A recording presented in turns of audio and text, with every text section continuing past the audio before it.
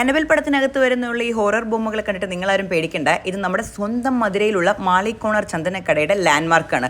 സത്യം പറഞ്ഞ് ഈ കട കണ്ടുപിടിക്കാൻ നമുക്ക് വന്നിട്ട് ലാൻഡ്മാർക്കിൻ്റെയോ അഡ്രസ്സിൻ്റെയോ ഒന്നും ആവശ്യമില്ല. ഈ തലമി അഗ്രഹാരം വഴി അമ്പലത്തിലേക്ക് നടന്നു പോകുമ്പോൾ നല്ലൊരു ഡിവോഷണൽ ആയിട്ടുള്ള പോസിറ്റീവ് വൈബുള്ള ഒരു ഭയങ്കര സ്മെല്ല് നമ്മുടെ മൂക്കിലേക്ക് തുളച്ചു കയറി വരും. അപ്പോൾ ഒന്ന് ചുറ്റിക്കറങ്ങി നോക്കിക്കഴിഞ്ഞാൽ അപ്പം തന്നെ നമുക്ക് മധുരൈ മാളിക്കോണർ ചന്ദനക്കട കണ്ടുപിടിക്കാൻ പറ്റും.